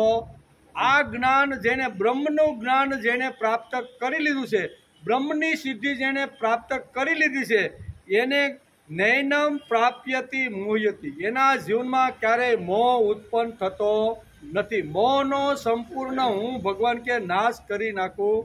આટલી ગેરંટી ભગવાન અહીંયા આ શ્લોકની અંદર આવે છે. ભગવાન આ શ્લોકમાં ગેરંટી આપે છે કે નૈનમ પ્રાપ્યતિ મુહ્યતિ. જેમ અંધારાનો નાશ થતો નથી તેમ અજ્ઞાનનો પણ નાશ થતો નથી. ડૉક્ટર પાસે શરીરનું જ્ઞાન છે, ડૉક્ટરનું ભણ્યો હોય ને એટલે ઓપરેશનથી માંડીને બધું જે કાંઈ જ્ઞાન છે ને એની પાસે હોય ને, પણ એની સાથે એની જ કોલેજમાં ભણનાર કોઈ જો વિદ્યાર્થી હોય, એ કોઈ મિકેનિકલ એન્જિનિયર થયો હોય, બે એન્જિનિયર, એક ડૉક્ટર થયો છે ને એક, તો ડૉક્ટર પાસે કયું જ્ઞાન છે? તો કે શરીરની અંદર ઓપરેશન કરવું, કઈ દવા ક્યારે કેવી રીતે વાપરવી. પણ એ જ માણસ જ્યારે ગાડી લે અને જ્યારે પોતાના ગામડે જતો હોય 700 કિલોમીટર અને રસ્તાની અંદર માનો કે ભરૂચની અંદર ગાડી બગડી અને એ ડૉક્ટર પછી બોનેટ ખોલીને આમ તેમ કરે અડધો કલાક પણ કાંઈ મેળ પડે નહીં, અને પછી વિચાર કરે કે મારા ભેગો મારી હારે ભણતો હતો ને એ મિકેનિકલ એન્જિનિયર છે, ફોન કરે એટલે અડધી કિલોમીટર પાના લે, એ 2 મિનિટમાં જરીક ઓલો મિકેનિકલ આવે અને અમુક એમ કે ભાઈ ડૉક્ટર સાહેબ હવે તમે જઈ શકો. તો એ શું થયું ભાઈ? ડૉક્ટર પાસે શરીર શીરવાનું જ્ઞાન છે પણ બાકીનું અજ્ઞાન છે કે નહીં? હે એને રસોઈ કરવાની ખબર નથી, એને ગાડી બગડે તો રિપેર કરવાની જરૂર નથી, એને અહીંયા શું કહેવાય ઉતારીના લાકડા ઘડીને ફર્નિચર બનાવવાની અક્કલ નથી. એની પાસે એક વસ્તુ છે પણ બાકીમાં અંધારું જ નહીં. એટલે આ દુનિયાની અંદર દરેક માણસ અંધારામાં જ છે. એક વસ્તુનું જ્ઞાન હોય. આપણે માનો ખેડૂત થઈ તો ખેતી કરવાનું જ્ઞાન છે આપણી પાસે, કેમ ખેતી કરવી, કેમ વાવવું, ક્યારે નિંદામણ, ક્યારે આંતર, આ બધું જ્ઞાન આપણી પાસે છે. પણ જે ભણ્યો જ નથી એવા હુતારને આપણે વાડીએ લઈ આવી અને આપણે પૂછીએ કે આમાં શું કરવાનું, તો એમાં તો એ અજ્ઞાની છે. એમાં એને કે લુહાર કે મોચી કે દરજીને એમાં કાંઈ ખેતીની ખબર પડતી નથી. આપણે ખેડૂત છીએ, આપણે દરજી પાસે જાય કે ભાઈ આ 2000 રૂપિયાની સરસ મજાની કાપડની છે, હો ભાઈ સરસ મજાની સોવણી સીવડાવવાની છે, બરોબર, તો એ એને કાપે કૂટે કાતર બધું કરે કે નહીં. એ જ્ઞાન કેની પાસે છે? કપડાં સીવવાનું જ્ઞાન એની પાસે છે. ખેતીવાડીનું જ્ઞાન છે એમાં એ અધૂરો છે. અથવા અહીંયા ફર્નિચર બનાવવાનું સુતારનું કામ છે એમાં દરજી અધૂરો છે. એટલે કોઈ જગ્યાએ દુનિયામાં માણસ એમ કે હું પૂર્ણ જ્ઞાની છું તો એ બધી વાતો ખોટી, આ જગતની અંદર ખોટી. ક્યાંક તો ડૉક્ટર પાવરફુલ હોય તો બીજું ખબર. હવે તો નવી સિસ્ટમ આવી છે, કાનનોય જુદો, નાકનોય જુદો, ને આંખનોય જુદો, ને ફેફસાનોય જુદો, ને ડાબા અંગનોય જુદો, ને જમણા અંગ છે કે નહીં. એકમાં જેને આંખનું જ્ઞાન છે ને એ આંખવાળા પાસે જ આવતો અને કાંઈ કાનમાં સાહેબ કામ એ કે હું તને એટલે લખી દઉં તને કાનના ડૉક્ટર પાસે. શું થયું?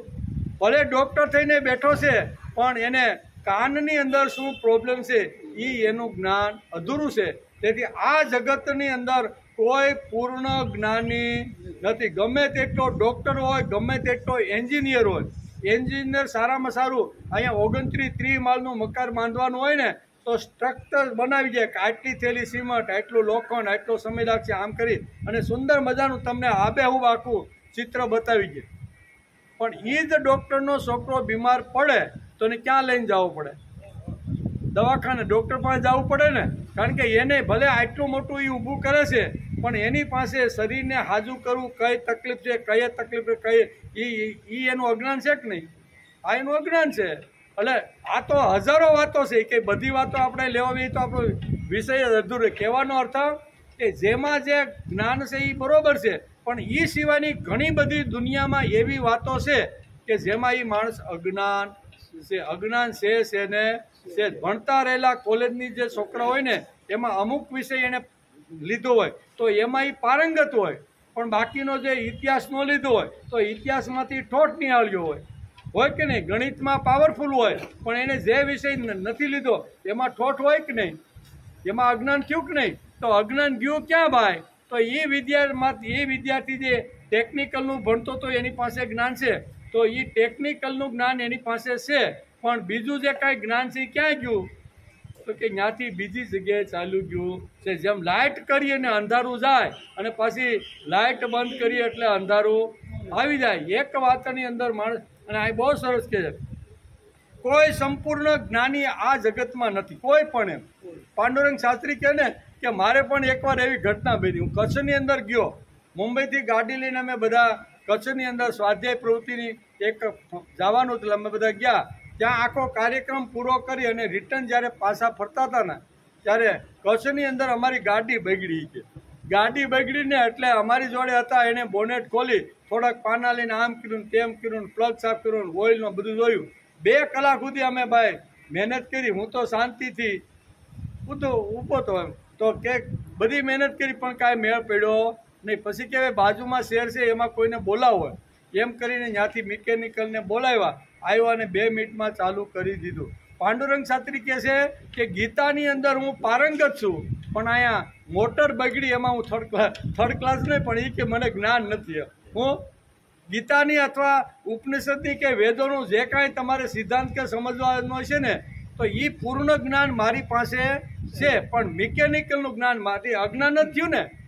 કોઈ પણ ગમે તેવો ટોચની સ્થિતિ ઉપર પહોંચેલો જે કદાચ તત્વજ્ઞાની છે, ફિલોસોફર છે, આવો ભક્ત હશે કે કોઈ પણ એમાં કંઈક તો આવી રીતનું રહેવાનું એકમાં પારંગત હોય તો બીજામાં એનું અજ્ઞાન રહેવાનું ને રહેવા. તેથી ઉપસંહારની અંદર આપણે જે 18 શ્લોકની અંદર જે અહીંયા જે ફિલોસોફીની જે વાતો કરીને એમાં ભગવાન બહુ સરસ રીતે એનો નિચોડ કાઢી અને ઉપસંહાર તરીકે આ 72મા શ્લોકમાં બધી વાતો સમજાવે છે. એક વિષયનું જ્ઞાન MA BEd હોય, અંગ્રેજીમાં પારંગત થયો હોય, પણ એને ઇતિહાસ આપો તો કે આપણે આ ભણ્યા, હું અંગ્રેજીમાં તમારે MA BEd મેં કર્યું છે ભાઈ, MA BEd શું, તમે જે કાંઈ કહો ને એ તમે શેક્સપિયરનું અંગ્રેજીમાં જો નાટકની વાત કરશો ને તો હું અંગ્રેજીમાં આખું નાટક તમને સમજાવી દઈશ. એનું જ્ઞાન મારી પાસે અંગ્રેજીનું છે, પણ મારી પાસે ભૂગોળનું કે ઇતિહાસનું જ્ઞાન એમાં અધૂરો થયો કે નહીં. એકમાં હોશિયાર તો બીજામાં અજ્ઞાન છે ને છે. એક વિષયમાં પ્રકાશિત થયા, બાકીમાં અજ્ઞાન છે. પૂર્ણ જ્ઞાની કોઈ નથી. પૂર્ણ જ્ઞાની આ જગતમાં કોઈ નથી. જે વિષયમાં સાધના કરો ના કરો તે અજ્ઞાન આવી જ જાય. ડૉક્ટર જો 5 વર્ષ પ્રેક્ટિસ કરે અને દવાખાનું બંધ કરીને 5-7 વર્ષ પ્રેક્ટિસ ન કરે તો એ ભૂલાઈ જાય કે નહીં? એનું પણ ભૂલાય. ભલે એને 5 વર્ષ સુધી હોસ્પિટલ ચલાવી પછી કે હવે આપણે ધંધો નથી કરવો, એના કરતાં બીજો હારો મળી ગયો તો હોસ્પિટલ બંધ કરી દે, અને પછી 5 વર્ષ પછી ધંધો ફેલ ગયો હોય અને પછી ખોલે તો અગવડ પડે કે નહીં? પડે જ. કારણ કે 5 વર્ષ સુધી જેણે પ્રેક્ટિસ કરી નથી ને, અને હવે એ 5 વર્ષ પછી પ્રેક્ટિસ કરે તો એમાં ભૂલ પડે જ. એમ કહેવાનું કે શ્રીમદ ભગવદ્ ગીતા બધા જ અજ્ઞાનનો નાશ કરવાવાળી છે. હું શ્રીમદ ભગવદ્ ગીતાનો એક સિદ્ધાંત, એક વિચાર, જો ભગવદ્ ગીતા બધા જ અજ્ઞાનનો નાશ કરી માણસને બ્રાહ્મી સ્થિતિ પહોંચાડવાનો આ 18 શ્લોકની અંદર અહીંયા ભગવાને પ્રામાણિક પ્રયત્ન અર્જુનને સમજાવ્યો. એકવાર અહીંયા શરૂઆત થાય 55મા શ્લોકથી, ત્યાંથી આજે 18 શ્લોકની અંદર બ્રાહ્મી સ્થિતિ સમજાવવાનો ભગવાને બહુ પ્રયત્ન કર્યો છે. તેથી તેના પ્રાપ્યસી મુહ્યતી, ખાલી સોગંદ ખાવા કે ટીલા ટપકા કરી અને ગીતાને પૂજવા માટેનો ગ્રંથ નથી. કોર્ટની અંદર આજે તો કોર્ટમાં જાય, હું ગીતા ઉપર હાથ રાખીને કહું છું કે હું જે સત્ય હશે તે કે અસત્ય બોલીશ એમ કંઈ સોગંદ ખાય ને, તો ગીતા આજે ક્યાં રહે? કોર્ટમાં. શા માટે રહે? તો કે સોગંદ ખાવા માટે. પછી કોઈની ઘેરે જાઓ, ભાઈ તમારે ત્યાં, હા અમારી ત્યાં છે 5 વર્ષ 10 વર્ષથી અમે ગીતા રાખીએ છીએ, આવી રીતની જે હોય ને ઓલી, બરોબર ને, એને એમ બાંધી દીધી હોય, માથે ટીલા ટપકા કરે, આજુબાજુ ઝાડા બાળા, રોજ અમે એની પૂજા કરી. પાછા બોલે ખરા કે અમે તો રોજ ગીતાની પૂજા કરી. ભલે ટીલા ટપકા ગીતાને ખાલી તમે કરતા હશો, કોર્ટની અંદર સોગંદ ખાવા માટે ગીતા ઉપર હાથ રાખતા હશો, પણ શ્રીમદ ભગવદ્ ગીતા આટલા પૂરતી જ નથી. આના કરતાં પણ આગળ જઈ અને માનવજાત હજારો વર્ષો સુધી સુખ શાંતિને સમાધાન મેળવી શકે ને એના માટેના સત્ય સિદ્ધાંતો શ્રીમદ ભગવદ્ ગીતાની અંદર ભગવાને ઠાંસી અર્જુનને નિમિત્ત બનાવીને માનવજાતને સમજાવ્યા છે. અહીંયા પણ આ 72મા શ્લોકમાં ભગવાન અર્જુનને ધ્યાનમાં રાખીને માનવજાત સુખી થાય એની બ્રાહ્મી સ્થિતિ લાવવા માટે કઈ વાતો હોવી જોઈએ એ ટૂંકમાં વર્ણન કરે છે. સર્વત્ર અજ્ઞાનને દૂર કરવાનો ઉપાય ગીતાએ બતાવ્યો છે, અને તે જ્ઞાન છે. એને જ બ્રહ્મ જ્ઞાન કહેવામાં, એને જ જ્ઞાન કહેવાય, એ જ બ્રહ્મ જ્ઞાન છે. બાકી બધું અજ્ઞાન. ભાઈ ટાઈમ તો થઈ ગયો છે આપણો, થોડોક વિષય રહી ગયો, કેમ કરશું આપણે? આજે વાંચ્યું હોય પાછા કાલે વાંચો તો એ જ વાંચેલું આપણે કંઈક નવું આપણે લાગે છે. એટલે 5 મિનિટ માથે વહી ગઈ છે, પણ આવતીકાલે આવશે ત્યારે તમને જો વાંધો ન હોય તો આ 2 વાતો, જે બીજા ચરણમાં 2 વાતો ભગવાને, એક તો કઈ વાત કીધી છે તો કે બ્રહ્મ નિર્વાણ, બ્રહ્મ એટલે શું અને નિર્વાણ એટલે શું, એની સરસ વાતો ભગવાને અર્જુનને સમજાવી છે. અને બીજું અંતકાલ અને પ્રયાણકાળ. પ્રયાણકાળ એટલે જવાનું, કર્મ પૂરા થાય એટલે પાછું આવવાનું, એ કાળની વાત કરી છે. અને અંતકાળ એટલે ભગવાનની જ અંદર એ ભળી ગયો છે, પાછું આવવાનું છે. આ 2 વાતો રહી ગઈ છે, પણ હવે આવતીકાલે આવશે ત્યારે એમ થાય કે આ ભાઈ કેટલું ખેંચવાનું છે, પણ હવે ખેંચા વગર હાલે એવું આ શ્લોકને છોડવા બ્રાહ્મી સ્થિતિની વાત કરી છે. આવતીકાલે આવશે, આપણે ક્યાં ઉતાવળ.